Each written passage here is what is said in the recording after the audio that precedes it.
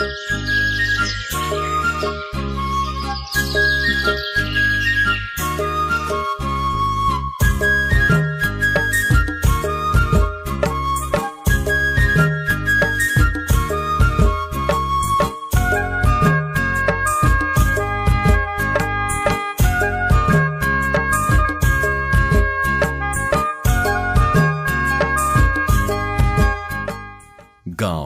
जहां हवा में मिट्टी की सौंधी महक है, पेड़ों की छांव है और खेतों में लहराती फसलों की आहट है। गांव सिर्फ स्थान नहीं बल्कि आत्माओं का बसेरा है, जहां चौपालों की गूंज है, ट्रैक्टरों की आवाज है। यहाँ की गलियों में हर दीवार एक कहानी कहती है, हर आंगन में परंपराओं की परछाइयां थिरकती हैं।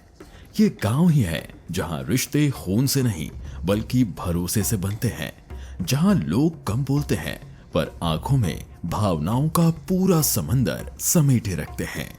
यहाँ मिट्टी के घरों में भी वो ठंडक है जो संगमरमर के महलों में नहीं, दिलों में वो अपनापन है जो शहरों की भागम भाग में कहीं खो गया है।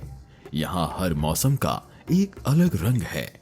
गांव ही वो जगह है जहां जिंदगी भागती नहीं, ठहर कर मुस्कुराती है, जहां हर शाम चूल्हे की लौ में प्रेम पकता है और हर सुबह उम्मीद की नई किरण उगती है। यही अपनापन, यही धड़कन बंधुआडीह गांव की मिट्टी में भी बसती है। ये गांव सिर्फ भूगोल में अंकित कोई नाम नहीं बल्कि प्रकृति, परिश्रम और परंपराओं का ऐसा संगम है जो इसे एक विशिष्ट पहचान देता है। खेतों में दौड़ते सपनों की राह, गांव की गलियां खुशियों की चाह, चूल्हे की रोटी, आम का अचार, गांव की यादें दिल के पार।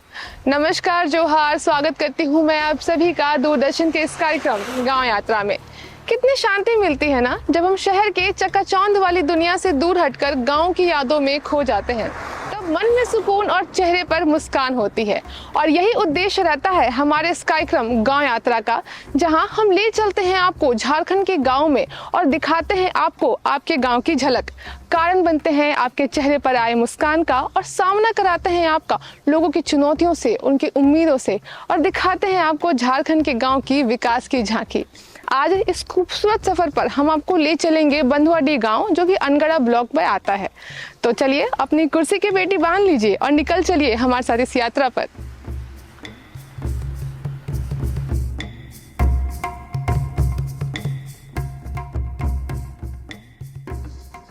बंधुआडीह गांव का रास्ता एक चित्रपटीय यात्रा का एहसास कराता है।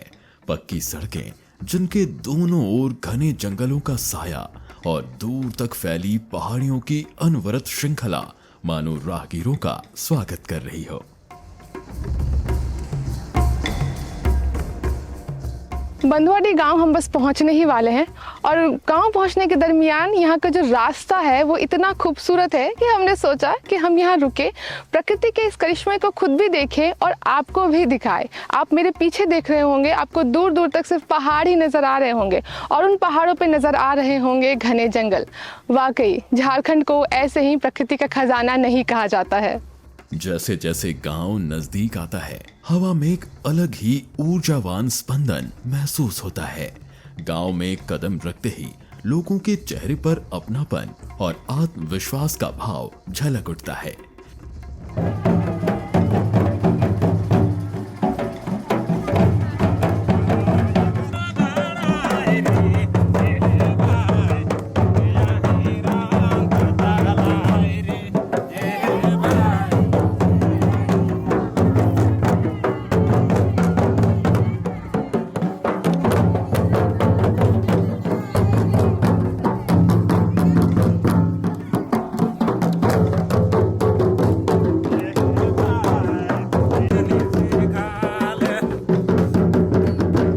इस गांव में अब चेतना की नई लहर दौड़ रही है। नशा मुक्ति अभियान की गूंज हर चौपाल, हर चौराहे पर सुनाई दे रही है।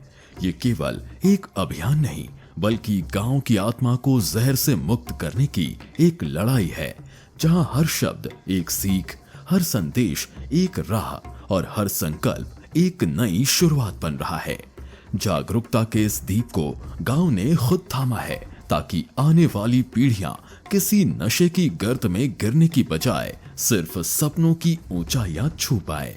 मैं थाना प्रभारी सिकिदरी के पद पर पदस्थापित हूं और चूँकि हमारा थाना पूर्णतः ग्रामीण क्षेत्र है और ग्रामीण क्षेत्र होने के कारण गांव के कुछ समस्याओं को लेकर हम लोग को प्रायः बीच बीच में जागरूक करते आ रहे हैं और जागरूकता कार्यक्रम करते आ रहे हैं।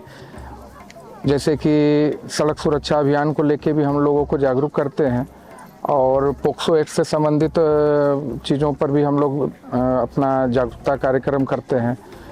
ठीक उसी प्रकार एक महत्वपूर्ण विषय जो हम लोग के बीच में अभी चल रहा है, जो गांव इलाकों में काफ़ी विनाशकारी साबित हो रहा है, वह है नशा। चाहे वह अफीम का हो या दारू का हो अथवा गांजा का हो अथवा खैनी का हो, गुटखा का हो, ये नशे पर हम लोग को एक बहुत बड़ा कार्यक्रम करना चाहिए और जागरूकता अभियान चलाना चाहिए, जिससे कि गांव के लोग जागरूक हो सकें। इस अभियान के तहत हम लोग एक अपना बैनर भी बनवाए थे। उस बैनर में आप देख सकते हैं कि खास करके हम लोग नशा मुक्ति अभियान को इस तरीके से दिखाएं कि नशे से होने वाले क्या क्या हानि है, क्या लाभ है, उसको पूरी तरह से हम लोग यहाँ पर दर्शाने का कोशिश किए हैं ताकि लोग जागरूक हो सके। मैं 2012 से पहले कुछ थोड़ा मोड़ा गांव में घूमते थे और सहपाठियों के साथ कुछ बहुत नशा करते थे, लेकिन 2014 पहुँचते पहुँचते नशा जितने भी हम पान गुटखा कोई भी नशा पान हो पूरा छोड़ दिए हैं। पहले हमारा घर इस प्रकार नहीं था जो कि आज उस प्रकार है। पहले जैसे कि मेरा मम्मी थी, वो अपना नशा पान करती थी और उसी से उन लोग अपना रोजगार चलाती थी। उन्होंने हमको बोलने लगा कि अगर नशा छोड़ेंगे तो हमारा खान पान या जो रोजगार चल रहा है वो कैसे होगा। तो हम बोले कि नहीं, सब होगा, आप पहले छोड़िए, और उसी समय से छोड़ दिए हैं। आज इस स्थिति में हम लोग आए हैं और पूरा अच्छा से हैं। गांव के सामुदायिक भवन में एक नई सुबह की आहट गूंज रही है। ये भवन सिर्फ ईंट पत्थरों से बनी संरचना नहीं, बल्कि आशा और संभावनाओं का स्तंभ है। रामकृष्ण मिशन और ग्रामीणों की साझेदारी से रोशन एक ऐसा केंद्र जहां हर दिन नन्हे सपनों को नया उजाला मिलता है। योग की शांत लय, प्रार्थनाओं की सजीव गूंज और आंखों में झिलमिलाती सीखने की जिज्ञासा। शिक्षक अपने आत्मविश्वास और अनुभव की रोशनी से इन्हें जीवन की नई राह दिखा रहे हैं। ये भवन केवल दीवारों का ढांचा नहीं, बल्कि हर कोने में उम्मीद और हर दीवार पर सपनों की कहानी सहेजे हुए है।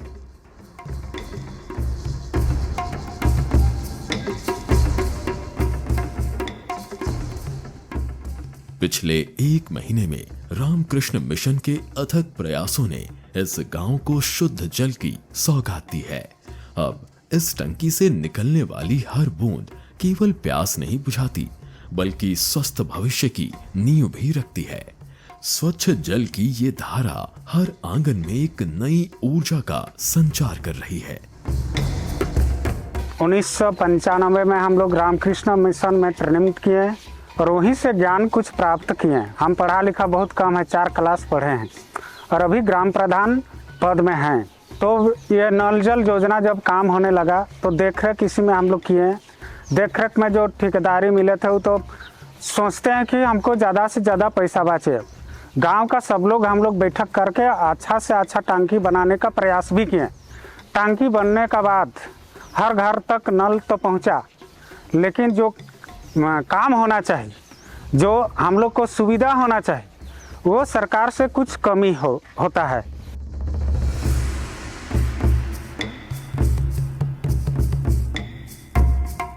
पहले बहुत दूर जाते थे, उधर बांध तरफ जाते थे नहाने के लिए।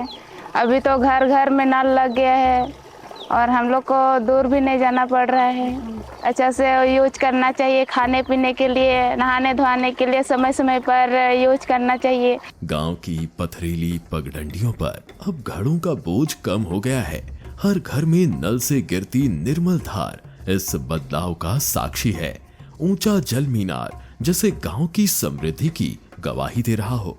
लेकिन ये बदलाव केवल सरकारी मदद का परिणाम नहीं, बल्कि गांव की सामूहिक जागरूकता का भी प्रमाण है। जब सरकारी योजनाएं सीमित हो गई तो ग्रामीणों ने स्वयं इसे अपनी जिम्मेदारी की तरह अपनाया। रिसते हुए नलों को दुरुस्त करना हो या जल स्तर को बनाए रखना, हर चुनौती का समाधान अब गांव खुद खोजता है। ये सिर्फ जल योजना नहीं, आत्मनिर्भरता की एक मजबूत धारा है जो इस मिट्टी में विश्वास की तरह बह रही है। टांकी जब खराब हो जाता है तो हम लोग गांव का स्तर से, मुखिया का स्तर से जो चैनल बना हुआ है सरकार तक जाने का, उसमें भेजते हैं तो उधर से बहुत जल्दी नहीं बनता है। इसलिए हम लोग गांव तरफ से चंदा उठा के, ऐसा कहीं कहीं खराब होता है तो हम लोग ठीक करके फिर पानी का अपना प्रयोग करते हैं। बंधवाडी गांव हम पहुंच चुके हैं और आपने देखा होगा कि कितने प्यार और स्नेह के साथ यहाँ के लोगों ने हमारा स्वागत किया है। गांव घुसते ही सबसे पहले हमने सामुदायिक भवन देखा जो गांव वाले और रामकृष्ण मिशन साथ मिलकर चला रहे हैं, जहां पे बच्चों को कोचिंग दी जा रही है। उसके अलावा उनसे अन्य गतिविधियां भी कराई जाती है। सामुदायिक भवन के सामने ही वाटर फिल्टर है जिससे लोगों को शुद्ध और स्वच्छ पेयजल भी मिल रहा है। हर घर नल जल योजना भी यहाँ लोगों तक पहुँच चुकी है। तो अभी तो हमने इस गांव यात्रा की शुरुआत ही की है, अभी पूरा और गांव घूमना बाकी है, तो आप बस बने रहिए हमारे साथ। गांव के आंगनों में अब केवल सुबह की हलचल नहीं, बल्कि आत्मनिर्भरता की चहक भी गूंज रही है। मनरेगा योजना के अंतर्गत बने मुर्गी शेड और कल्याण विभाग से प्राप्त चूजों ने आर्थिक संभावनाओं के नए द्वार खोल दिए हैं। कल तक जो आंगन सूने थे, अब वहां मुर्गियों की हलचल ने आजीविका के नए रंग भर दिए हैं। ये केवल सरकारी सहायता की कहानी नहीं, बल्कि गांव के संकल्प की गाथा भी है, जहां लोगों ने अपने संसाधनों से इसे सिर्फ एक योजना नहीं, बल्कि एक सतत जीविका का जरिया बना लिया। मैं रामकृष्ण मिशन से 94-95 में जनरल का ट्रेनिंग किया था और उसमें कृषि से लेके मुर्गी पालन, गोपालन संबंधित हमको जानकारी मिला और 22-23 में कल्याण विभाग से मुर्गी पालन का ये मिला था हमको योजना। उसमें इसको मैं अपना पैसा लगा के, और पहले ये नरेगा माध्यम से ये बना था, लेकिन अपना पैसा जैसे महिला ग्रुप से हम 1 लाख रुपया लोन लेके उसको हम फार्म को खड़ा किए। उसके बाद उधर से हमको 95,000 मात्र मिला था। देसी मुर्गी है और उसमें मैं अंडा बेच के अभी जीवन यापन अपना कर रहा हूँ। 2 बार खाना देते हैं और अंडा से हमको अच्छा फायदा मिलता है।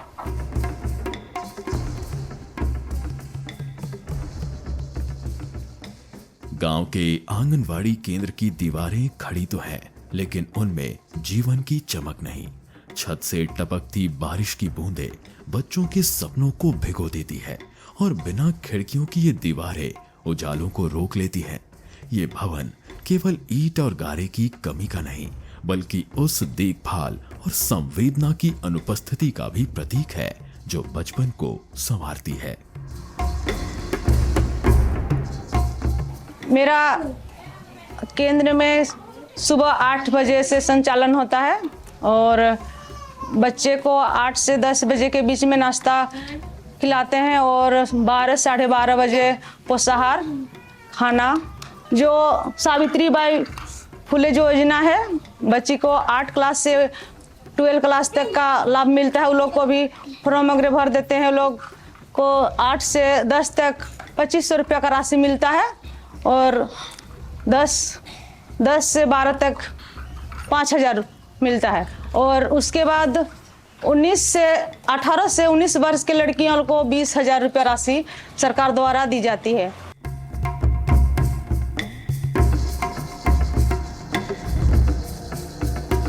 मेरा यही आंगनवाड़ी केंद्र में दिक्कत है कि आंगनवाड़ी अधूरा है, खिड़की दरवाजा और हमारा जमीन ढलाई नहीं हुआ है और बच्चे लोग का खेलने के लिए सरकार की ओर से 6,000 की राशि दी जाती है। उसमें से एक बार मिला, उसको हम दरवाजा लगाए हैं और दूसरा अभी फिर ओजन मशीन और 100 बक्सा खरीदे हैं उसको। और भी बहुत सारा दिक्कत तो है, और उसमें LCD भी लगेगा बोल रहे हैं सरकार द्वारा, लेकिन अधूरा के कारण नहीं लगा पाए। ये सब सुविधाएं सरकार द्वारा दी जाती तो और अच्छा होता, हमारे बच्चे के लिए खेलने के लिए और सामग्री किट दिया जाता तो बेहतर होता। गांव की गलियों में अब सिर्फ चूल्हे की आंच नहीं बल्कि सशक्तिकरण की लौ भी चल रही है। यहाँ की महिलाएं सिर पर पल्लू जरूर रखती हैं, लेकिन हाथों में आत्मनिर्भरता की डोर भी थामे हुए है। महिला समूह केवल आत्मनिर्भरता की पहल नहीं बल्कि गांव की महिलाओं की संगठित शक्ति का प्रमाण है, जहां हर हाथ सहारा देता है और हर कदम एक नई दिशा की ओर बढ़ता है। हम लोग का ग्रुप 2003 से शुरू किए हैं। पहले 2 रुपया करके जमा कर रहे थे, उसके बाद 2 रुपया से करते करते 5 रुपया जमा किए। 5 रुपया के बाद अभी 10 रुपया किए हैं। 10 रुपया के बाद करते करते अभी 20 रुपया कर रहे हैं। ऋण तो पहले हम लोग 100 में 2 रुपया लेते थे, तो अभी उधर से जैसलपीर से आया और उधर से टेरलिंग कुछ दिलवाया, और बाद में बोला जी उसको 1 ही रुपया करके सैकड़ा में 1 रुपया करके ब्याज लेने शुरू किए। हम लोग महिला समिति होकर बहुत कुछ बदला हुआ है। पहले कुछ ऐसा साफ सुथरा नहीं रहते थे, बच्चा को स्कूल भी नहीं भेजते थे।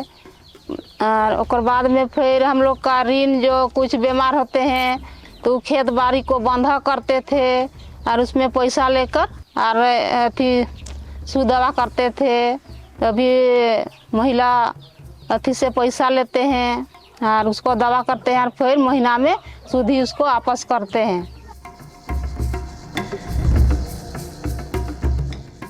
और हम लोग रविवार के दिन बैठते हैं ग्रुप, रोज 12 बजे 20 रुपया बचत करते हैं।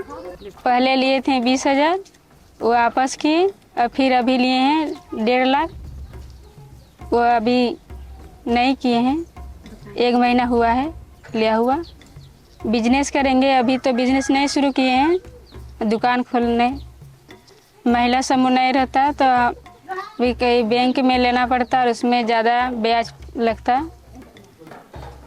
तभी महिला समूह चल रहा है, इसमें बहुत बचत होता है, कम ब्याज लगता है। ये समूह न सिर्फ आजीविका का आधार बने हैं बल्कि स्वाभिमान और सशक्तिकरण की एक जीवंत मिसाल भी है।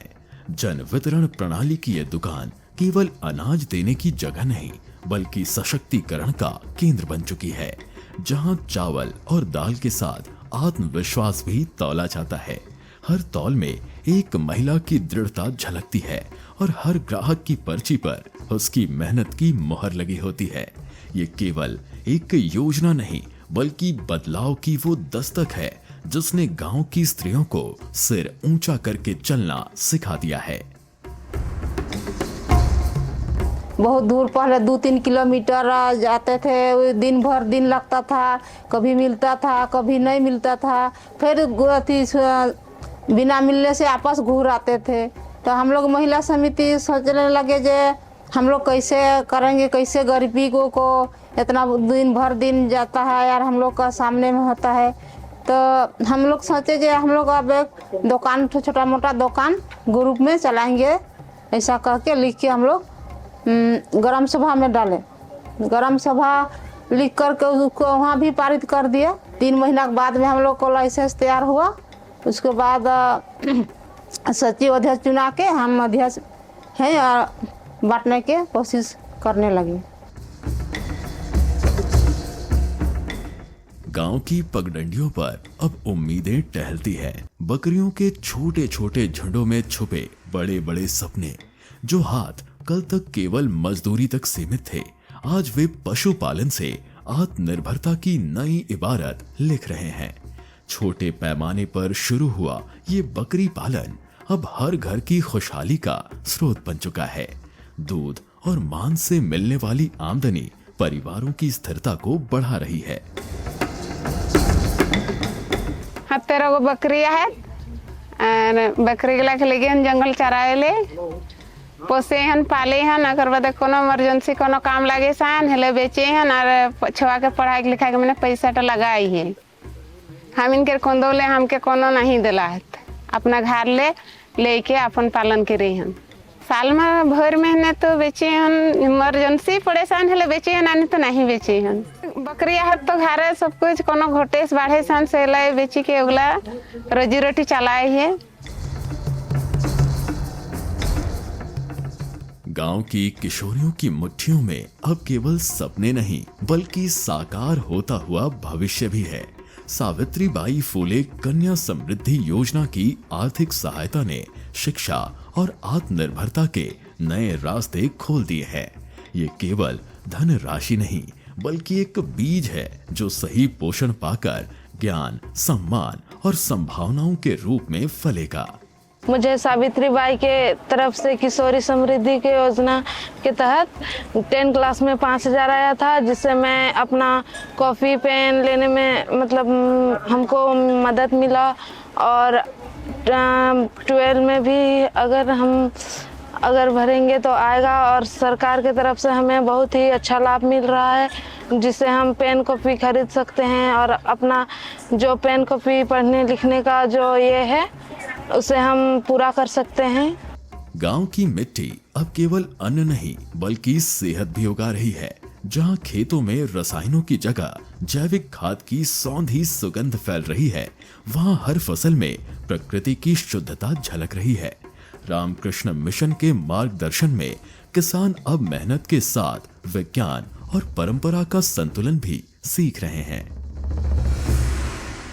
हमारे यहाँ जो भी खेती होता है एकदम आयुर्वेदिक खेती होता है, जैविक खेती, कोई रासायनिक खेती नहीं होता है। हम लोग गाय का ही गोबर उबर डाल के ही खेती उती करते हैं। जिससे हो गया आपका टमाटर हो गया, मटर हो गया, आलू, बैगन, सरसों हो गया और सारा बटरा वगैरह हो गया, दाल उल ये सब लगाते हैं। तो हम लोग रासायनिक दवा नहीं डालते हैं। सब्जी उगा के मार्केट लेके जाके बेच के उसी से गुजारा हम लोग करते हैं। जब भी हम लोग सब्जी वगैरह बेच के उसी से हम लोग का राशन पानी से लेके सब चीज़ उसी में से ही निकालते हैं। कुएं खुदे, सिंचाई का विस्तार हुआ और हरियाली ने गांव की तस्वीर बदल दी। खेतों में टमाटर की लालिमा, भिंडी की हरियाली और पालक की ताजगी अब सिर्फ थालियों में नहीं बल्कि बाजारों में भी अपनी पहचान बना रही है। ये खेती केवल जीविका का साधन नहीं बल्कि आत्मनिर्भरता की जड़ें गहरी करने का माध्यम बन रही है। जो हम लोग खेती करते समय हम लोग सिंचाई में असुविधा होता था, इसलिए हम लोग को रामकृष्ण मिशन द्वारा से हम लोग को ये कुआं दिया गया है। उसमें से हम लोग को सिंचाई करने के लिए सुविधा भी हो रही है और अच्छे तरीक़ा से हम लोग अभी सिंचाई करके फसल उगाते हैं। हम लोग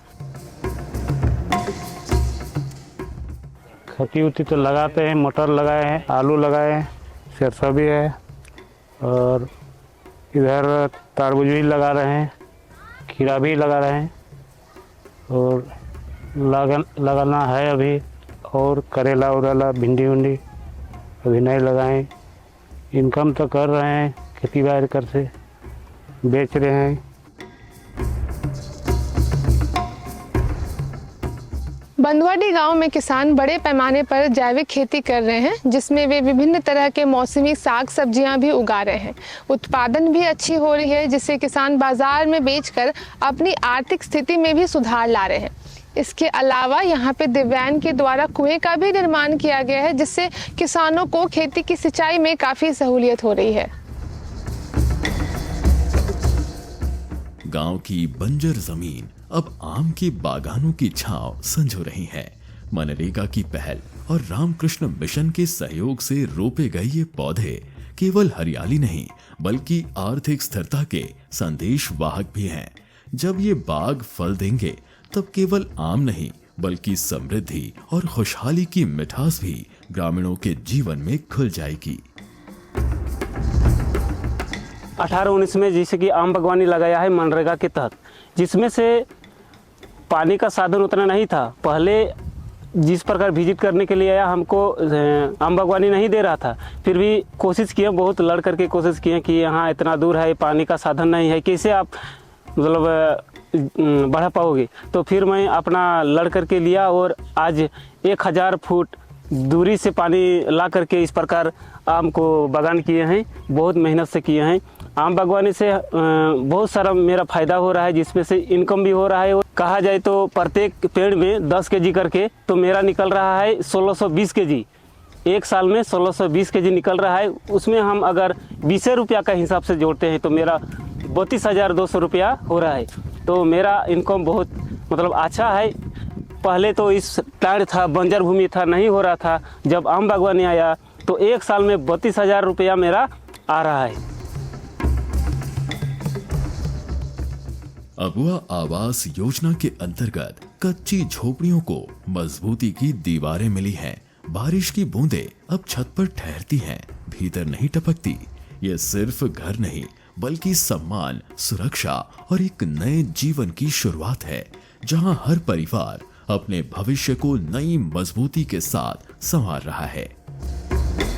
अभी अब आवास मिला है तो उसको बनाएंगे, उसके बाद ठीक से रहेंगे। पहले मिट्टी का घर था, उसमें पानी चूरा था, अच्छा से नहीं रह पाते थे, पानी चूता था। तो अब ठीक ठाक बनाएंगे, उसके बाद ठीक ठाक रहेंगे। बंधुआडीह की महिलाएं, किशोरियां और किसान सबने मिलकर ये सिद्ध किया है कि बदलाव बाहर से नहीं भीतर से उपजता है। यहाँ की गलियों में अब भविष्य की आहट गूंजती है, एक ऐसा भविष्य जहाँ हर घर में उजाला हो, हर हाथ में हुनर हो और हर सपने को साकार करने की शक्ति हो। सिंगारी गांव के बंधुआडीह गांव में मैं जो विकास का कार्य की हूँ, जो सरकार का महत्वाकांक्षी योजना है, जल नल, अबुआ आवास, मैया समान योजना, राशन, पेंशन और जो मनरेगा से चल रहे हैं आम बागवानी और कुआं और अन्य और योजनाएं हैं कि मैं काम की हूँ। मैं सरकार से आग्रह करती हूँ कि अगर इस तरह से मुझे अभी छोटा फंड से इतना कर पाई हूँ, और सरकार से मैं आग्रह करती हूँ कि अगर मुझे बड़ा फंड मिले तो मैं और पंचायत का विकास कर पाऊंगी। ये गांव न सिर्फ आत्मनिर्भरता की मिसाल है बल्कि उन सभी के लिए प्रेरणा भी है जो अपने परिवेश में परिवर्तन लाने का संकल्प रखते हैं। बंधुआडीह की यात्रा अभी समाप्त नहीं हुई है, ये तो एक नई शुरुआत है, एक ऐसी सुबह की जहां आशाएं खिलती रहेंगी और हर मेहनत रंग लाएगी। बंधुआडीह गांव आकर पता चला कि झारखंड अपनी प्राकृतिक छटा के लिए क्यों मशहूर है। वाकई ये गांव खूबसूरती के मामले में तो आपका मन मोह ही लेगा, साथ ही लोगों का प्यार इतना मिलेगा कि आपका मन करेगा कि कहीं ना जाए, बस यही रह जाए। गांव में कई सारे विकासशील कार्य भी हो रहे हैं और अहम बात ये कि दोनों महिलाएं और पुरुष अपनी सक्रिय भागीदारी इसमें दे रहे हैं। अगर इसी तरह सरकारी एवं गैर सरकारी संस्थान अपना योगदान देते रहे तो आने वाले दिनों में ये गांव भी आदर्श गांव की श्रेणी में आ जाएगा। इसी उम्मीद के साथ हम लेंगे आपसे विदा और मिलते हैं गांव यात्रा के अगले अंक में किसी अगले गांव की विकास की कहानी लेकर। तब तक के लिए जोहार, धन्यवाद।